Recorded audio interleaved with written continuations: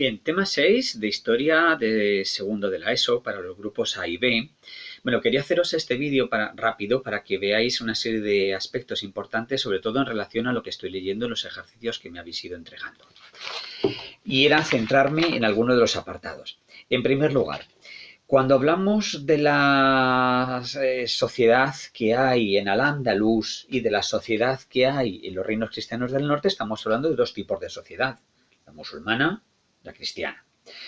Cuando hablamos de los reinos de taifas y preguntamos qué tipo de factores son los que influyen, bueno, taifas son esos pequeños territorios, reinos. Taifa significa bandería, que comprendía una ciudad y un territorio alrededor. Algunos son más grandes, otros son más pequeños, que dependiendo del jefe, de la máxima autoridad que lo dominara, lo vamos a denominar de un grupo étnico u otro. Existen taifas árabes porque la máxima autoridad es árabe. Taifas mudéjares taifas muladíes porque la máxima autoridad es un hispano-romano visigodo convertido al Islam ya hace tiempo. Y taifas bereberes, las que proceden de gobernantes que vienen del norte de África. Bueno, ¿cuáles son los factores que llevan a que estos taifas vayan a ser rápidamente conquistados? Pues fundamentalmente su debilidad, su pequeño tamaño y además el enfrentamiento entre cada uno de ellos.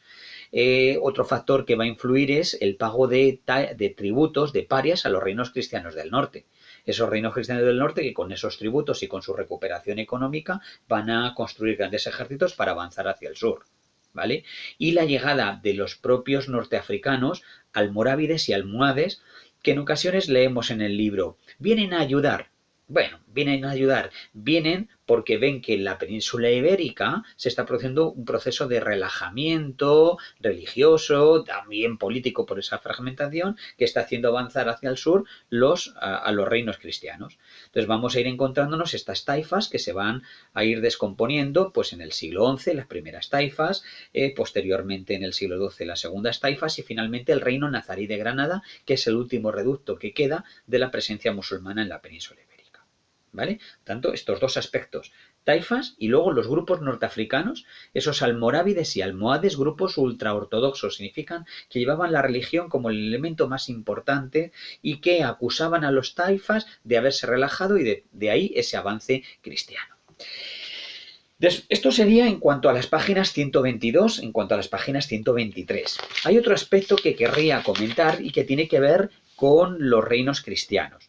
En cuanto al eje cronológico ese que os he pedido, que más o menos es casi un listado de fechas, sobre todo porque a la hora de hacerlo, bueno, pues es un poquito complicado si no lo hacemos a mano, tampoco tenemos la pizarra, pero bueno, hay una serie de fechas importantes en cada uno de los 4 reinos que hay en el norte. Digo 4 reinos porque Castilla y León lo vamos a incluir.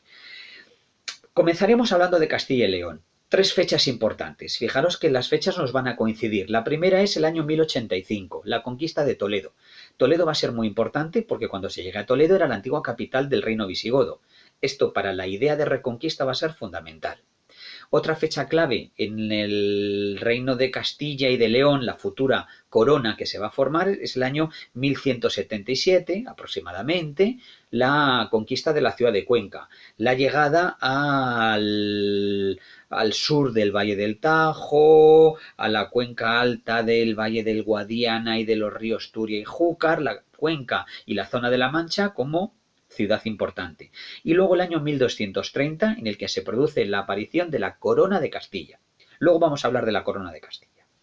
En cuanto a los condados catalanes y al Reino de Aragón, vamos a señalar 2 fechas. La primera de ellas es el año 1137, cuando se casa la infanta Petronila de Aragón, la heredera al trono de Aragón, con el rey de Cataluña, Ramón Berenguer IV. Los nombres, bueno, ahora nos quedamos que se produce un enlace matrimonial y el heredero de ambos, de ese matrimonio, conseguirá la unión de lo que se va a llamar la Corona de Aragón. Luego volvemos a hablar sobre ella. Corona de Castilla, Corona de Aragón. Lo dejamos ahí. Otra fecha importante o otro acontecimiento importante es en Navarra, cuando más o menos a la altura del año 1045 han llegado a la ciudad de Calahorra. Y el problema de Navarra es que rápidamente va a quedar cerrada, ¿vale? Si esto es un triángulo, esto sería el interior, la frontera de Navarra, va a quedar cerrada por Aragón por una parte y por Castilla por otra. Por lo tanto, Navarra no podrá seguir avanzando hacia el sur en su proceso de reconquista. Y finalmente el reino de Portugal, cuyas dos fechas claves serían 1147, con la conversión del condado portocalense, era el nombre que recibía, en reino de Portugal. Se convierte en rey con Alfonso I Enríquez.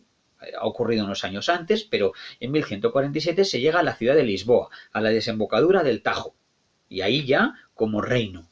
Y luego la fecha del año 1250 aproximadamente, un poquito antes, pero 1250, la llegada al Algarve. El Algarve es el sur de Portugal y ya no tienen más territorios para seguir conquistando. Entonces los portugueses van a intentar formar una enorme flota naval para comerciar en el Atlántico, costa africana y también en el Mediterráneo.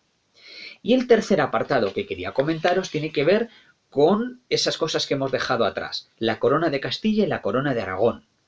Esas monarquías peninsulares porque son las más potentes. La corona de Castilla es una monarquía autoritaria.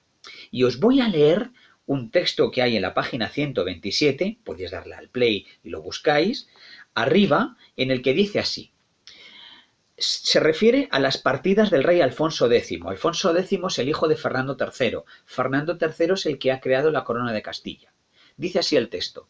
Los santos dijeron que el rey está puesto en la tierra en lugar de Dios para cumplir la justicia y dar a cada uno su derecho, de modo que aunque todos los del reino sean muchos, como el rey es uno, deben ser todos uno con él para servirle y ayudarle.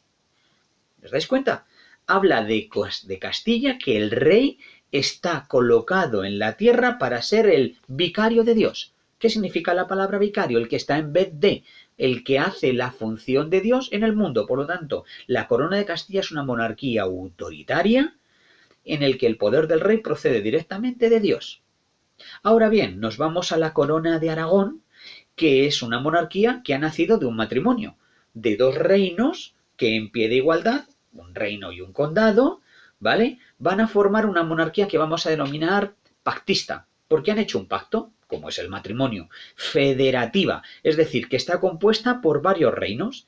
Esta teoría pactista en la que el monarca y los súbditos se comprometen entre ellos en un juramento a que el monarca respeta los derechos de los súbditos y los súbditos cumplen sus obligaciones con el monarca. Os leo el texto también de la página 127 donde nos lo puede explicar, arriba a la derecha. Si nuestros sucesores queremos hacer alguna constitución o estatuto en Cataluña, los someteremos a la aprobación y al consentimiento de los prelados, los varones, los caballeros y los ciudadanos. Ahí termina.